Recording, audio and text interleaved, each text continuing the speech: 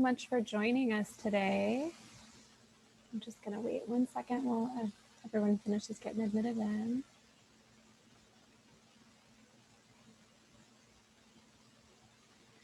All right. My name is Meg Pittman. I am the Policy and Advocacy Intern with the Alliance for Positive Youth Development. And my name is Shaylin Garay. I am the Community Development Intern for the Alliance for Positive Youth Development, and thank you all for joining us today. So today we're going to be discussing the impact that the pandemic has had on education and youth and those who work with youth. It's created many barriers to student success and has worsened existing issues. Educational inequity's greatest effects are currently being experienced by low-income students and people of color. This includes lack of adequate technology, increases in negative physical and mental health symptoms, and limited access to essential resources. So today we're going to be talking with our featured organizations on what they're doing to help make positive changes and what we can do to help support them moving forward. And if you have any questions throughout this event, you can submit them in the chat box, and we'll have a Q&A at the end, the last portion of our time today. And joining us today, we have 3 special guests to contribute to our conversation about educational equity. I will let them introduce themselves and their organizations and the roles in education and supporting youth. We'll start with Angela, and then Meg, and then Cynthia. So our first guest today will be Angela Siefer.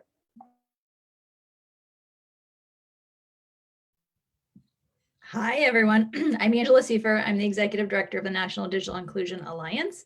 I'm located in Columbus, Ohio, and I am thrilled to be with you all today. Thank you so much, Angela. And next we have Meg Pittman.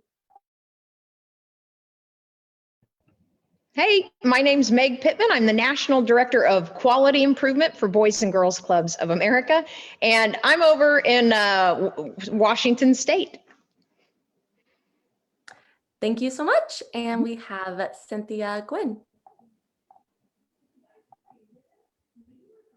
Good afternoon. I'm Cynthia Guinn. I am an English department chair in Newark, New Jersey at Weequahic High School, and I'm looking forward to this discussion. Thank you so much.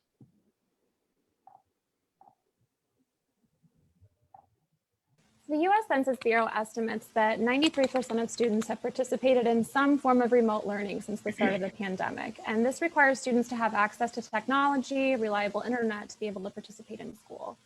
Many school districts were really not prepared for the impact that COVID was going to have on their student body and their staff. And this left millions of students and staff members unable to fully access academic materials and provide support for their students. And almost a year later, many schools are still completely online. Some students have returned to a hybrid model with combined remote and in-person learning, and some are fully in person with precautions.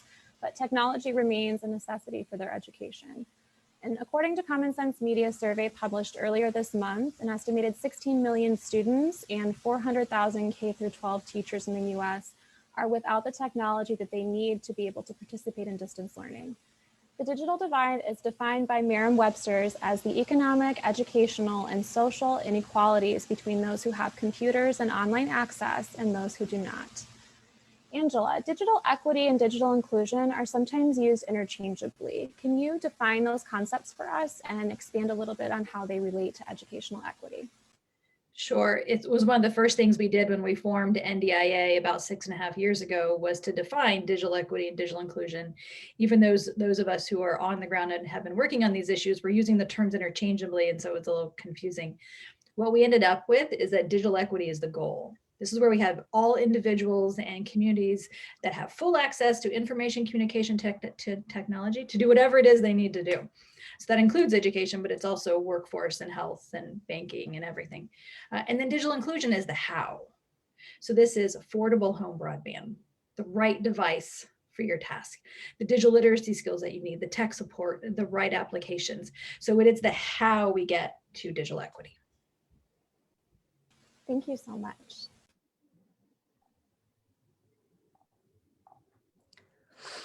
As we mentioned, millions of children have little to no access to adequate technology and internet.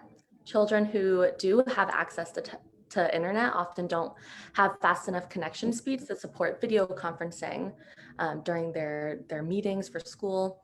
This has resulted in 59% of low-income students reporting technological difficulties and 25% not being able to complete virtual learning assignments at all due to technological constraints.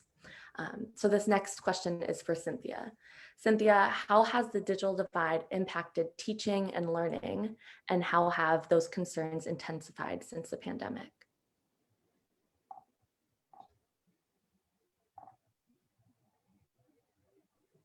Yes, thank you for the question.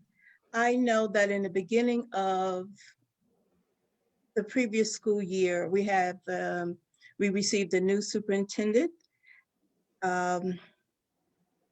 and he's been amazing. So he wanted to make sure that all schools had the most current and effective digital devices in every classroom. And so we were in the midst of, Roger Leona is our new superintendent, and he wanted to make sure that each school was equipped. So we were in the process at Weequahic of getting smart boards in every classroom, updated wiring for wireless internet access, and also numerous laptops in the school for there to be one-to-one instruction on the laptop. So that means every student in every classroom will be equipped with a Chromebook in order to access technology and do online assignments. Then the pandemic hit. So what did that do for us? It threw everybody in a loop because some teachers are more tech savvy than others. We were all learning how to use Zoom. I had never heard of Zoom prior to having to learn it and do workshops on Zoom or anything until March 15th or 20th, when we shut down in the state of New Jersey. So we used Zoom for a while till we found out that Zoom wasn't working well. And then we switched to WebEx, which is the district protocol for hosting meetings and online learning. And so we went from not knowing that much to scrambling to find out how we are going to use this technology to best serve our students in a shorter period of time, and also make sure that we get every student a Chromebook in their home. And so it threw us a little bit in the loop, out of the loop, but we were able to, with the help of the district, get access to free internet service for the students in their home. The district developed partnerships where they were able to secure hotspots. We have a relationship with Amazon, Audible. So the students who needed more than one Chromebook because of the number of students in their families were able to access some of the assignments via their Audible device we received from Amazon. So we're still working out the kinks, but that was the major part of it. This year went more smoothly than last year, of course. And next month, which is next week, will be a full year we have been online. Yeah, and it's unfortunate that many districts lack the funding and the resources to be able to provide those adequate supports. It's great to hear that your school district had those supports and the funding to be able to provide that to your students, and that's a great opportunity. And we often think about like the students that don't have that access as well either. So that brings me to my next question with Meg. How has the Boys and Girls Clubs of America taken steps to support the students and their families in response to COVID? Yeah, I think while COVID's been absolutely painful for everybody on the planet, it's for many of us at our National Boys and Girls Club office, we have been so proud of our local clubs. Many of them, because of the populations we serve families, and those families have to work. They're first responders, or they're on the front lines, either with food or a million different jobs that they just could not work from home. and our clubs stayed open. So many of our clubs from day one, I'm in Washington, which was ground zero, and the clubs opened up immediately for first responders. They were also keeping in mind this digital divide, and that they were very aware that we serve families who may not have internet at home. And they popped up learning labs. So from the national office, we supported them with really strong relationships with like T-Mobile and Comcast, and those people went into clubs, put their volunteers in clubs to make sure the broadband was powerful enough. And then we popped up and supported clubs in having COVID-safe ways to have kids in the clubs, and they're often the quote unquote parent at home supporting those kids during the school day, because props to Cynthia, teaching is no joke during COVID. And so we really take supporting education and making sure kids have that back end support. You know, we're the people in the background for many of those kids saying, yeah, you got to keep your eye on the teacher and follow the instructions. So right now we're supporting kids whose parents have to work and they're coming into clubs. So making sure they have access. It takes a whole team of people to make this work. And we appreciate it from all ends. We need everyone to come together and to make the best out of the circumstance that we have to, go through right now. And it sounds like you guys are providing to the community, which is so essential. It's been great. And one silver lining of COVID is I think it's broken down these walls. And finally, we're starting to realize that kids exist in ecosystems, families, and the barrier between education and out of school time is really blurred right now. Because everything is out of school time and everything is school time. So it's been really cool to see at the local level, those lines get blurred and people kind of diving in to put kids and families at the center. So I love the blurred lines. What I'm often talking and saying is that kids don't live by themselves. Yeah. Hey, you know what? Turns out they have parents or other people who are caring for them. And so in the digital inclusion advocacy world, that comes down to, so those parents need access too. Because how are those parents talking to the after school programs, the schools, all the support system that is there for their kids if they're not online? Because that's the most efficient way for those systems to talk to everybody, is to do it digitally.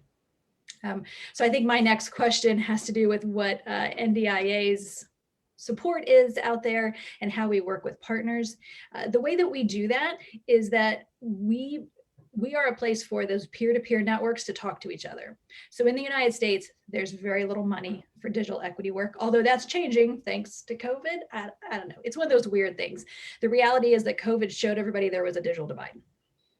Okay, so since there's a digital divide, then how do we address that digital divide? And the way it's been happening on the ground is that it is places like Boys and Girls Clubs and schools, housing authorities, other community-based organizations, libraries, local governments that have figured out how to pay for home broadband, that have figured out how to get more devices in the home, and are figuring out how to provide tech support. I say are, but really a lot of them are struggling. There's not enough federal support. We need more money to do this work. So NDIA's role in this is to help folks talk to each other. So we do community calls and listserv, all the ways that we can help folks talk to each other when we're at a distance like this. But then also we advocate for those resources. So the one that we're most proud of and excited about is the emergency broadband benefit, which was approved in the last stimulus package. And the rules should be coming out today, $50 benefit for low-income families to cover broadband service. It's a big deal. It's emergency. So when that 3.2 billion is gone, it's gone. And so now is the time when we have to advocate for a permanent broadband benefit, even though the emergency one is still not even live yet. But we know that at the end of that 3.2 billion, folks are still going to need help. So the point at which I think I would encourage everybody listening is to think about, what can we do to help folks sign up for that emergency broadband benefit? Because that is an amazing resource, but then also to be a voice to say, we need more. Absolutely. That is so critical to keep in mind that, yes, we have all these emergency funding and all the support that's coming in on an emergency basis right now, but this is an issue that's been around for a really long time and will continue to be present after all the emergency things from COVID we've moved past that. So continuing to advocate for real concrete change and also making people aware, because so often there are benefits that are available that our families just don't know exist. And so they aren't able to take advantage, or they're not really sure how, or lack the digital access to be able to sign up for the services in the first place. So making sure that we have that in place to support them is so important. Thank you so much. So according to recent data from the Economic Policy Institute, more than 70% of America's workforce is unable to work from home. And Meg touched on that a little bit.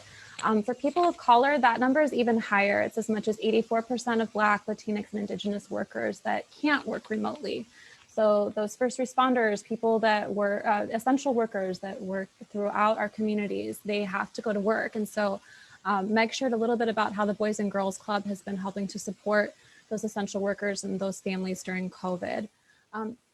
Cynthia, from working on the front lines with students as a teacher, can you share with us a little bit how, as an educator and program administrator, you have and your staff have been supporting students who possibly are not able to log on to their class times at like a designated Zoom meeting, or who don't have parent support at home to ensure that they're working through their assignments or answering questions for them? How has your district and your experience as a teacher, how have you been supporting those students? A great question.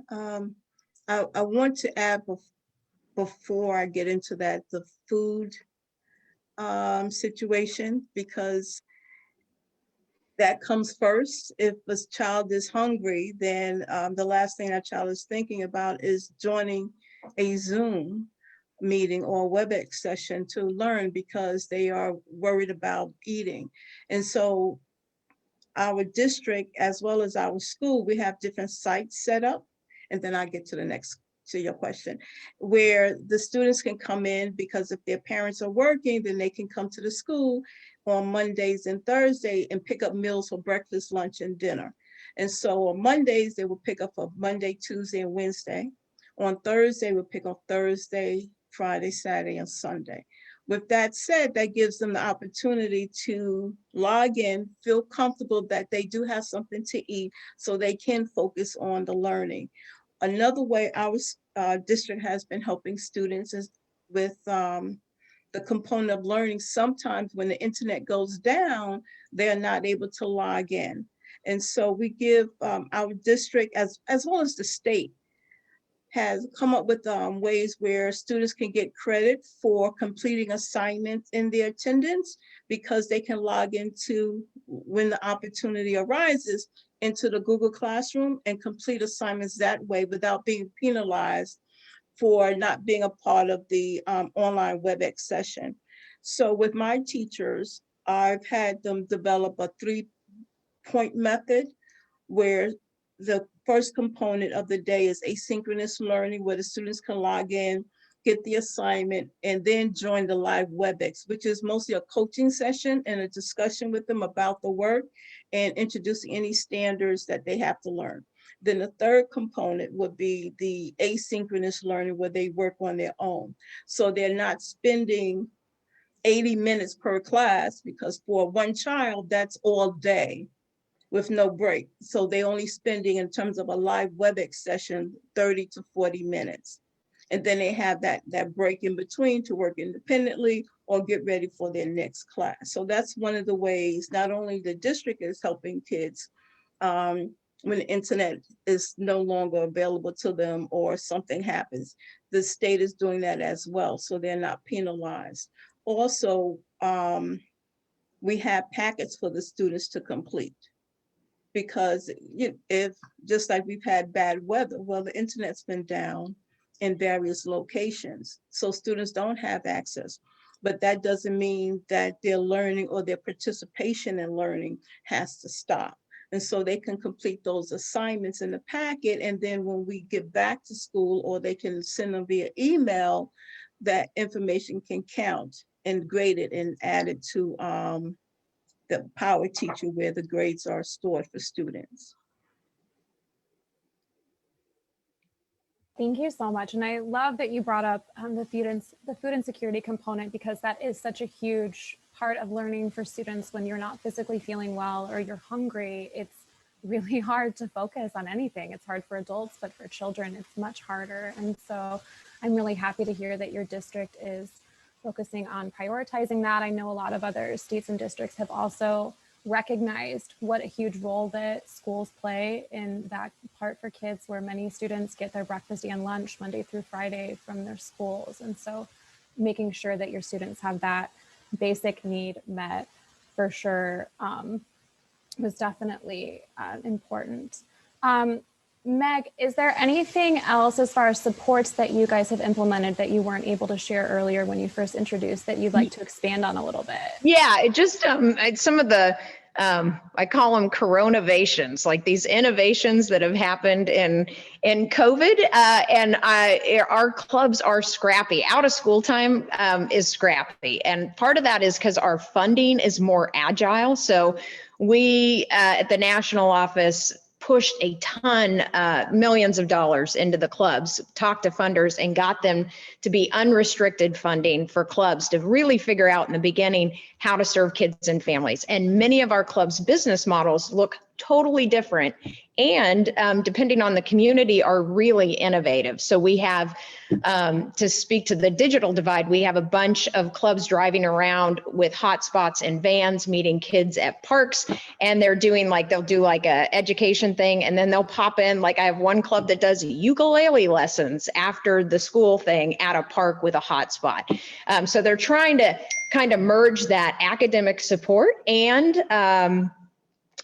do the fun and social emotional learning that we know. And I love that Cynthia said food. Like we have a club in Tarrant County, and they have turned into a social service agency, things they never thought they would do, like food service. But the social emotional thing is our bailiwick, and we know we can do that well with kids, and we know when they're fed and their social emotional safety is there and that thing's clicking, they show up better in the classroom. So we just have a bunch of clubs doing really innovative things to keep that interaction between kids happening in a very positive way. Keep that social emotional stuff working, because we know kids are struggling. It's a hard time, and that is a big deal. So just a lot of innovation at the ground level, and a lot of pivoting business models to things we did not think we would be doing pre-COVID, like social service. So, and then partnering, we're seeing tons of partnering, and I think clubs traditionally are clubs with walls, and partnering has been a struggle sometimes. COVID blew that up for us, because now our clubs are way more inclusive in who they're working with to really get families what they need. So COVID's been much more of a family call in, which has been awesome. If we're doing digital programming, our clubs have realized they're not just working with the members. In that room are their siblings and maybe their parents. So our programming has become more family nights, family programming, things to engage everybody in the household with something that's a little bit of a reprieve. The other thing that's starting to happen is our clubs are starting to show up for teachers. Teachers are tired. My partner is a teacher, and it is so hard. It's the hardest job on the planet right now. And they need some reprieve. So what we're starting to do is digitally pop in with teachers, do some fun social emotional stuff to break up that day and give that teacher a little bit of, you don't have to be the show on the screen. We can do that for you. And then in the afternoon, we'll pop in and do some reflection activities. So that blurred line thing again. And I think clubs are really understanding school differently, and teachers are beginning to see out of school time as assets that they didn't see us before. So that's been fun to see. So a lot of innovation. Absolutely. That is so cool. And that was a intervention that I didn't know that you guys had started doing. So that's awesome. Yeah, we work with a group called Playworks who does recess in schools, and they shared their stuff with us. And it's been kind of this really cool business model.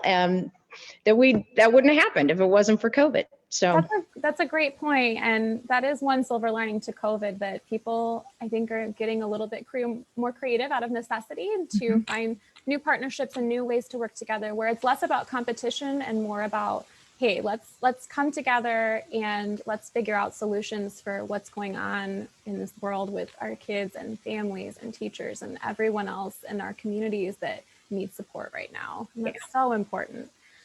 So with that in mind, Angela, where do you feel that more research is needed to help address digital inequity in education and to usher in some more positive changes? We've gotten some starts with this emergency funding, but where do you feel like we need more information to be able to expand on with some solid policy changes? Where we'd love to see more research is in the specific strategies that can solve digital divides. And it's plural divides, right? There's the divide of the device, there's a divide of the internet access, there's a divide of the skills. As technology changes, we're gonna see some more divides. So what are the strategies that help us solve those divides? I think where research has previously focused is on, do we need internet? Does everybody need internet? Okay, can we just all like agree that everybody needs internet? And put our research now towards how do we best get to that goal, not do we need it? It kind of gives me a headache when people still want to spend time and money on that question. So yes, we do need it. Let's all say that. And now let's figure out what the best solutions are to get there. And so those questions are, how is it best to reach a family when there's a subsidized internet service? What are the words that you call it? How do you convince them it's legit? Because doesn't free internet sound like a scam? Right? So how do you convince a family it is legit, that it is a government subsidy, or it is, say, the school district has found a funder or using their own money to pay for it? There are different ways that that's come about.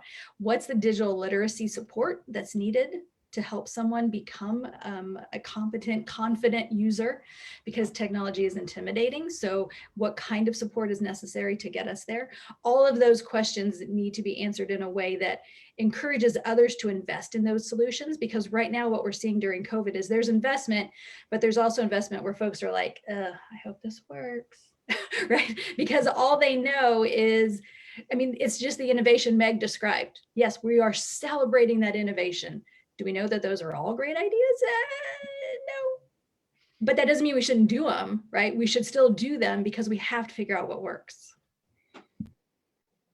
Yeah, figuring out what works and doing research to support it. You're doing practice-informed research. You're figuring out, like, we did all these things during this time, and in the future, is that going to, is this something that works that we can implement again? And we talked a lot about the academic effects of what COVID and the digital divide has had on students. But what kind of equity and equality does that not bring to all people in America and all students? And we also think about the mental health of children and families and how they're feeling and how they're coping with that. A recent study from the Children's National Hospital reported that there's been an increase in headaches and stress and exhaustion for all kids that are K through 12th grade youth since the start of the pandemic. And a teacher survey actually found that 46% reported an increase in anxiety, depression, and trauma-related symptoms as well. I'd like to ask Cynthia what you would like schools and program administrators and staff members to be more aware of regarding youth mental health and the difficulties that they're experiencing during COVID. Thank you.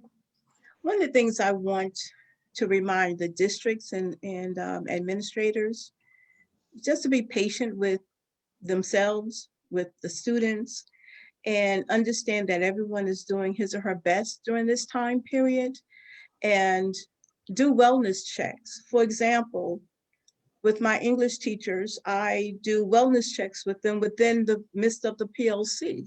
Let's take a moment and check on each person to see how he or she is doing. How's the family? And since they know that's part of my personality, there's more buy-in to when we have to talk about data and moving students forward and things of that nature, because we took the time out. I took the time out to see how well they're doing.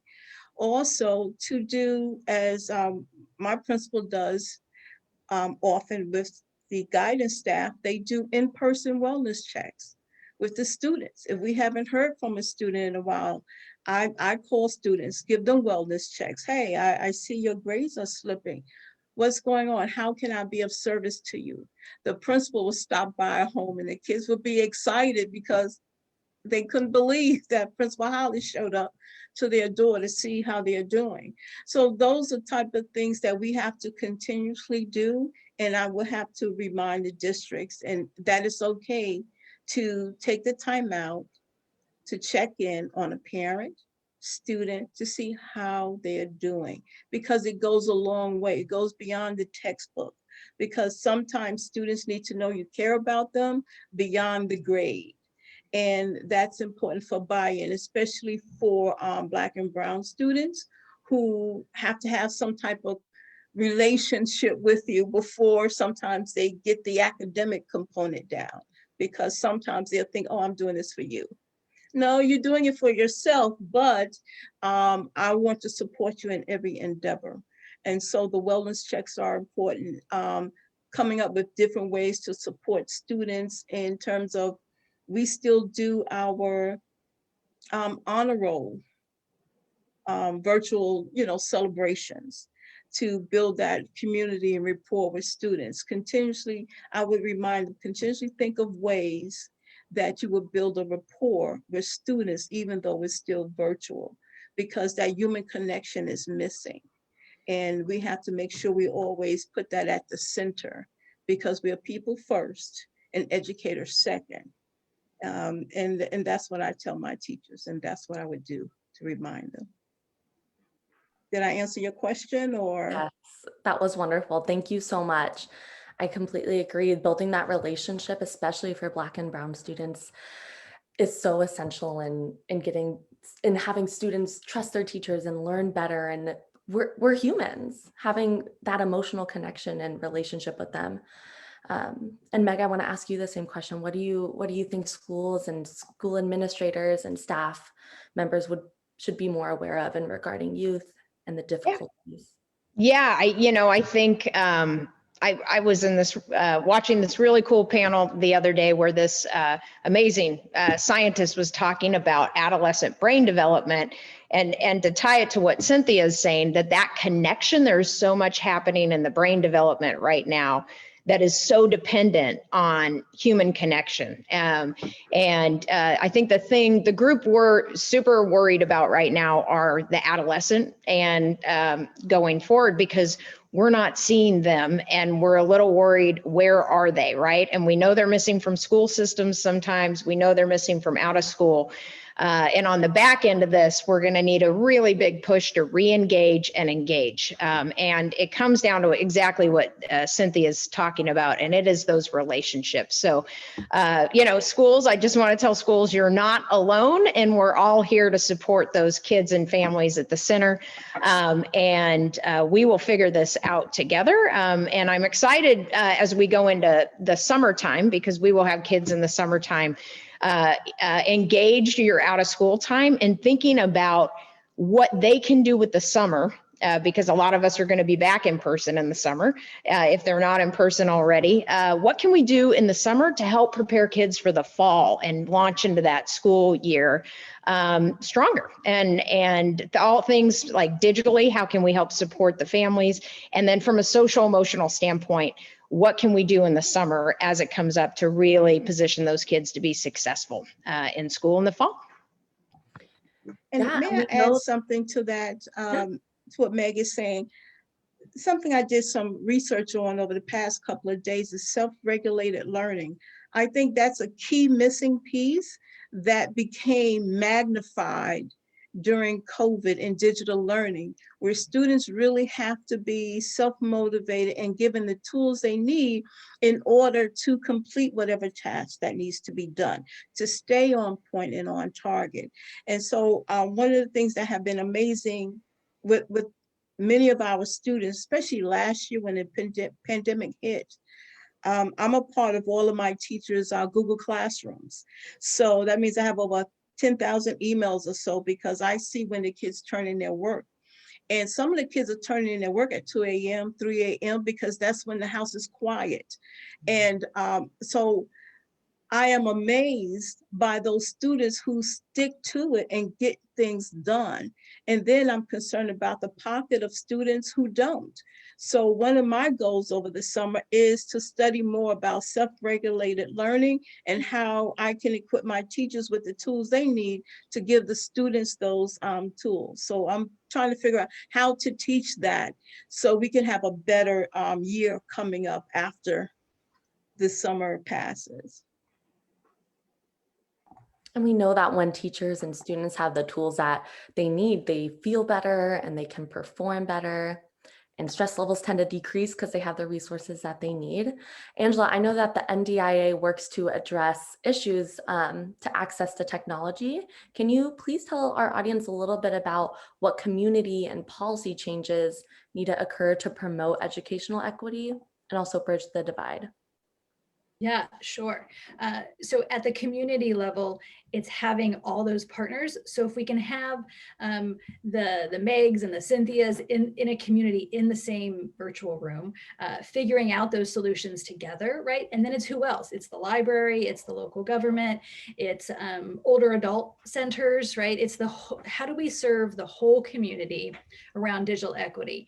And some of the amazing work that we're seeing during COVID is that those different partners are figuring out that they need to talk to each other. We're seeing more development of digital equity coalitions than the numbers like tripled of the number that we know of. And I'm sure there's more we don't even know of folks getting together to figure out those solutions together, because then they can start using the same words. They can start defining the problem. Sometimes there's a misunderstanding as to what the barrier actually is.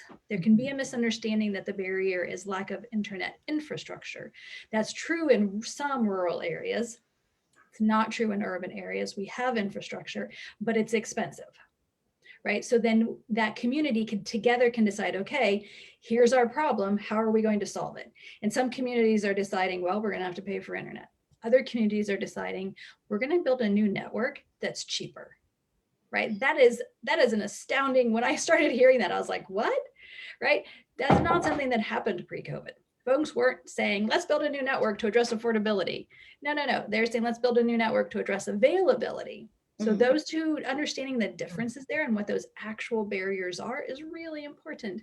So if you can get alignment in a community as to what those barriers are, then you can jointly get at those solutions. And when they're jointly getting at solutions, them doing that at the same time as they are clearly defining what those barriers and solutions are, helps them to then impact public policy. Because then they can say, we jointly agree, all of us, this bipartisan group in our community, right? From all these different areas, we say these are the barriers. And we say, here's what we need from the federal government. And generally what it comes down to is we need money to help pay for broadband because it's expensive. We need some digital tech support because that, again, you can't just send people to a website to help teach themselves how to use the internet. That does not work, right? You have to have real people to do it, and real people cost money.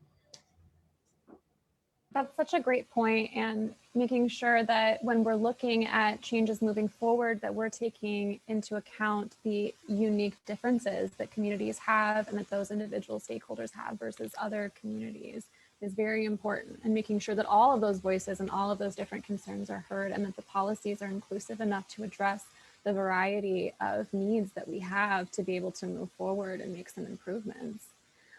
Thank you all so much for sharing. We've covered so much critical information today, and we really appreciate your time so much. The only way for educational equity to really be achieved is for all of us to get involved in all facets of the community and in our sphere of influence to be able to say, hey, there's some changes that need to be made, and we really want to work towards making this place better for the kids, for teachers, for our communities, for our country as a whole. Getting involved, raising awareness, and then supporting organizations like those that we have featured here today is also essential. So we're going to start with Cynthia, then Meg, and then Angela, and we're going to ask each of you to just briefly highlight key initiatives that you would like our audience to help support. For Cynthia, for your community, and then for Angela and Meg, for your organizations. Yes, great. Thank you. United Community Corporation is a staple in Newark, New Jersey, and this organization is awesome in that it has also developed an after-school program in the midst of COVID for students to attend so they can still have that human connection on Mondays and Wednesdays, and then for the younger students, and then for the older tweens and teens, they have Thursday and Friday, so they can build that community network. You can make a donation here to this organization. What's amazing about it also, I was a part of one of their programs to teach middle school students how to write a business plan, implement that business plan, and give presentation to actual business owners that critiqued their plan and gave them feedback on it. And they learned so many skills in terms of how to market themselves and do the research and present it before an audience. So that's why I chose United Community Corporation as that group, because it's a staple in the community that offers various services as listed here on the slide. Thank you so much, Naomi. Thank you. I really appreciate that. All right, next we're going to go to Meg. Okay. I would just say find your local club. So pre-COVID, and I think we're pretty close to these numbers still, we had 4,600 sites around the country. We're in a ton of communities. So there is a high probability, if you're watching this, there is a club near you. If you need help finding them, just contact our national office. We are thematch.com. So we will find your match and you can swipe right on your local club. And they are providing a lot of essential services now. And they are always open to thinking of creative ways to help kids within the learning ecosystem that they're in. So just find your local club and magic can happen. So if you need help finding them, we can help you at the national office. Thank you so much. And Angela? We have a lot of resources on our website, so I welcome everyone to those resources. There's a list of the digital inclusion programs that we know exist around the country that have joined NDIA. It is not an exclusive list, right? There's definitely limitations to that. We need to know who else is doing it, so I encourage you to reach out to us if you are doing digital equity work so we can pull you into the family. It's free to be part of the family. And then the other resources that are probably most valuable for folks, we have a free and low cost offers page. So any of the internet service providers that are offering their resources, their services at a either free or low cost, those are listed on that page and you can see who's eligible. We also have examples of what's going on around the country. Those are on our COVID page under local or state. So if you are doing this work or you're thinking about doing this work, join us for one of our 101 webinars. We do them every month because we want to support your work. Awesome. Thank you so much. We're going to take just a couple seconds to talk about some questions that we have from the audience. And if there's any other questions, please feel free to submit them. And this is just for any of our speakers today. So Cynthia, Meg, or Angela. The question is, what can kids do to help promote equity within schools? And I guess within the context of our conversation, just educational equity in general, how would any of you recommend that kids, whether it's awareness or just promoting conversations like this, how do you feel that kids can get more involved? I'll jump in on that because we just love youth voice. It is our jam, and I always know a club's doing well when I see kids running things and adults on the sideline supporting. And so, I think any way youth can organize and they need to help. Adults can help them with the skill set to be productive in conversations, advocating for what they need. At clubhouses, that's part of our curriculum. And it's really since George Floyd this year, we've really ramped that up in clubs, youth voice, and how to do that and advocate for your needs in a productive and positive way. So I know that's a big, not just Boys and Girls Club, that's kind of the heart of youth development is, it's going well when kids are productive in the conversations they have advocating for the way that they want to see the world work. So out of school time has a bunch of, we just do this well. So it's our bailiwick. I'll add briefly to that. I know one of our district initiatives has been to do peer-to-peer mentoring with students, and our school is a comprehensive high school, so we are working towards increasing the number of students who do well on state assessments, get into college, and or trade school if that's their choice. So we've been paired with Science Park High School, which is a gifted and talented school in the district. And our goal is to do the peer-to-peer mentoring so students can see from our school that they have something in common with students who go to Science Park. And we're also giving the same type of program. So I would hang my hat on the peer-to-peer mentoring component. And I've seen it work at Weequahic High School as well, under the gifted and talented program that we have, where I've selected students that seem to be struggling, and just to show them that smart kids have fun too. And they do silly things, and they do dance competitions and all of that, but they also tend to their grades. And I've partnered students together through that medium, and I've seen a difference in those kids. So I know on a wider scale that the district is doing, we will see a change in a positive manner, where students are going to begin to raise their own expectations because they're hanging out with kids who have high expectations, and they know how to have fun too. Absolutely, absolutely. We're going to jump to another question regarding noticing anything observed or something that's been implemented since COVID that could be amended or changed to help better suit students or children. Angela? In the digital inclusion space, we're seeing more organizations who didn't do digital inclusion work now do digital inclusion work because they can't reach their mission.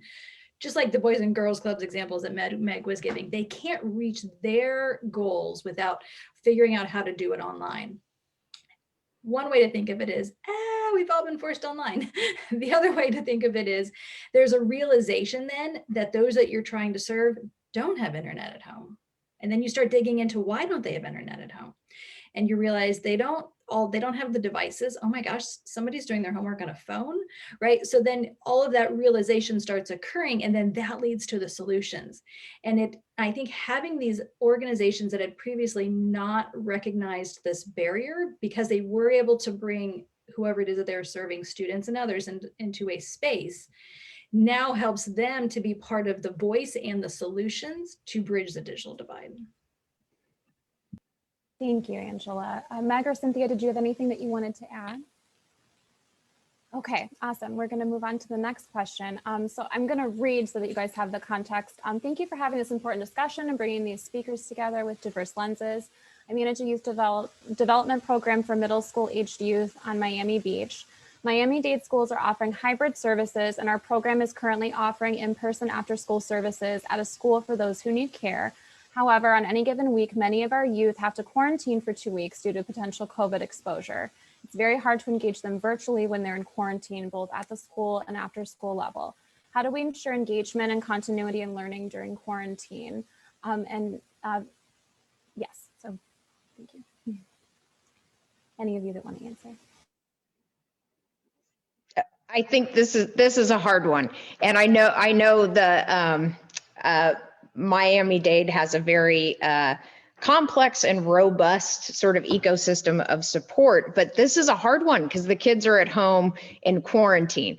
We have out of school time programs that are able to get hotspots, and we're seeing those delivered in those circumstances, but it's all dependent on what your local groups have in context. And this is no easy, this is a giant question you have thrown and a clear dilemma. So it's really about getting those families, to Angela's point early, or it's about those families having access.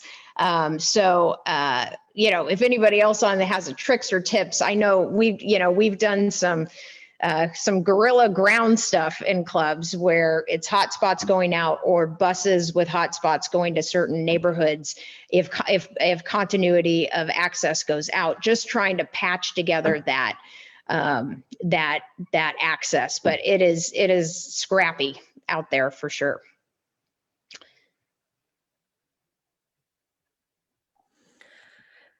Would Well, I think anyone you else like to add covered- in? Oh, go ahead, Cynthia. No, I think Meg covered that very well. That is a dilemma, so I won't pretend that I have an answer for everything. So I would just defer to what Meg has stated. It's hard to have kids engage if they're in quarantine, and I think that's where the digital and technology comes in, and getting them access to that, and what can we do, and helping them feel supported. Angela, did you want to say something? Yeah, can I offer that one of the things that we've seen is when the technology piece is addressed, the device and the connectivity itself, if those have been taken care of, then that next piece is that really hard piece, because it's not a technological solution, it's a people solution. But mentors is one of the ways that we've seen that successfully happen, where there is a person that checks in, and sometimes it's a volunteer, sometimes it's not, somebody actually with the school district who's checking in and having those one-on-one conversations to figure out what's going on. Is there something else? Is it the social, right? There was some research being done by a foundation, and one of the things that they came back with was that the students weren't participating because the reason for going to school was social. Well, you just took away my whole reason for going to school, right? So if we can figure out how to get some of those back, if we can address their particular needs, and I think this again goes to that research need, that we can't assume we know what those barriers are, but really dig into what those barriers are and what those solutions are, then we can figure out how to, because I was about to say how we do this again. Realistically, we might have to do this again. So we should really be more prepared with some solutions. Absolutely. And I just want to add too, one of the things that we do have in place district-wide is a homework hotline, but it's not necessarily just for homework. Students can call in from all over the district to ask a question, whether it's about chemistry, English literature, anything, and get feedback from a teacher from the elementary school level up to the high school. So that's open district-wide, and it's available to all the students. That's just one component. And now you have to add the buy-in and students actually taking advantage of that resource when they are quarantined. Because if they're quarantined, they may not be feeling well. So then we also have to go back to giving ourselves and students that extra support in a break. We're going to work through this with you, and you're not by yourself. Absolutely. Thank you so much all for contributing and answering that question. It looks like we have time for one more audience question today. This question says, I love the idea of supporting teachers by allowing them a break. Are there other examples of how out of school programs can support high school teachers? And anyone can answer. Yes, I'll go first with that one. Yesterday, I attended a virtual career fair given by one of our vice principals, VP Eason, and it dealt with medical field. So she's in charge of the careers technology component. And she had administrators, medical administrators and doctors from various parts of Essex County, and they were on talking about how to get into the medical field. So that was a big help and support teachers in the classroom to make real life connections to what they're teaching and what students are learning, and also job opportunities. And it was an amazing workshop. The kids had great questions. Another thing to support teachers and with support out of the classroom, we have yoga sessions that are given on Friday afternoons, where students can join and get the opportunity to learn different techniques of how to deal with stress and relax and just moving forward through COVID.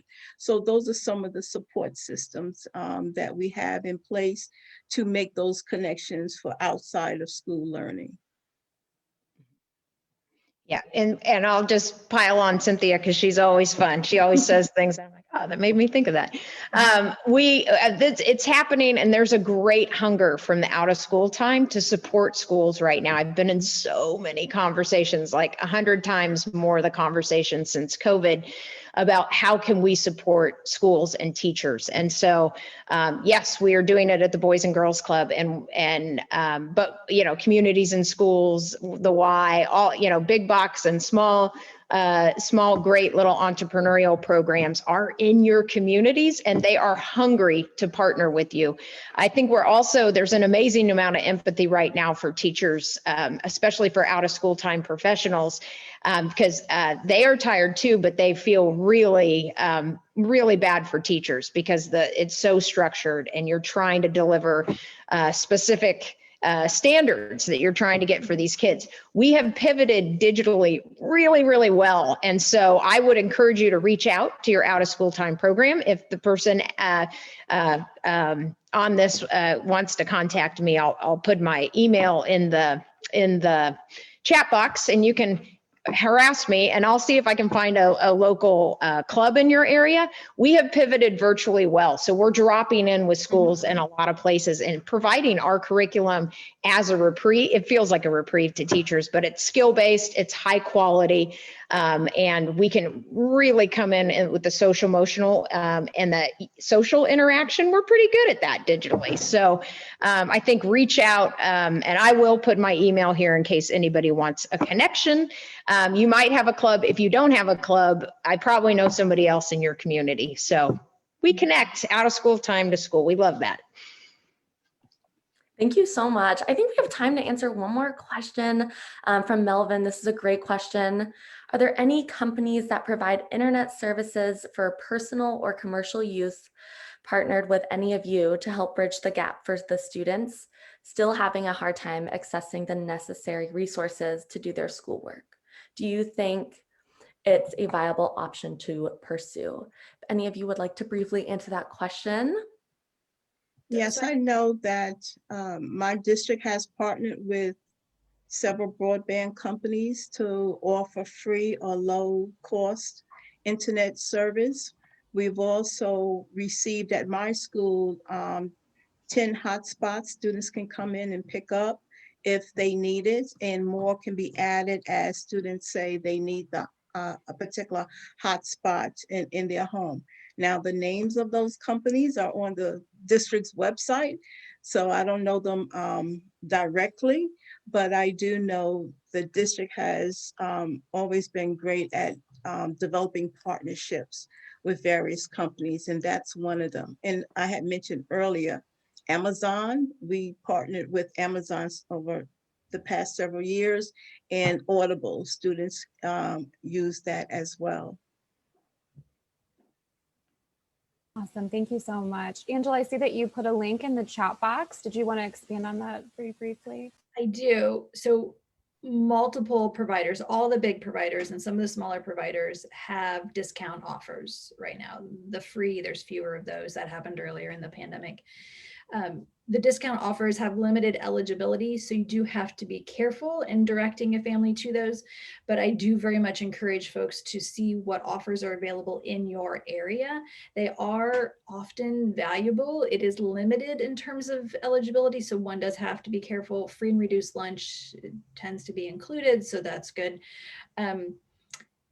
With any of the providers, some of them, so those free and low cost offers that are on that particular page, that has to do with services available to a household. There's separate programs that all the big ones have, and again, some of the smaller ones that sometimes are called sponsored agreements, sometimes called single payer agreements. It's like a bulk purchase. And we've seen quite a few of the school districts do this, and community-based organizations and libraries and local governments, where they go to an internet service provider and say, okay, we want 500 accounts.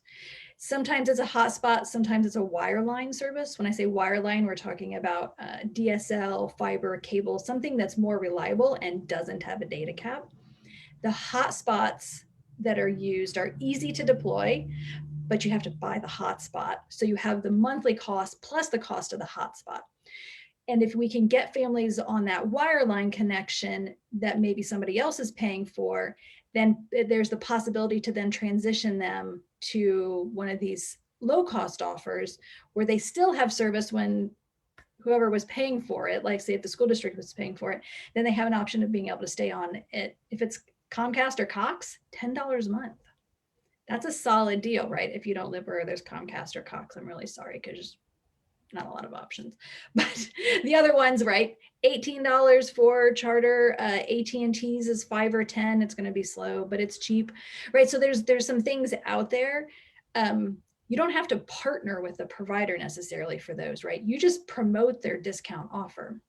The partnering part is if you want to pay for it, or you find someone else in your community to pay for it, right? Schools should not think they are alone. Go to the local government, ask them for money. Go to your state government, say, hey, we need help paying for this service. There's a high chance that that stimulus package coming through right now, it might allow schools and libraries to use the E-rate to pay for home service during the pandemic. That could happen. Whoever at your school does E-rate, you should be asking those questions right now. Is this going to happen? Because we want to cover this for our students. Absolutely, absolutely. Meg, is there anything that you wanted to add on that topic briefly?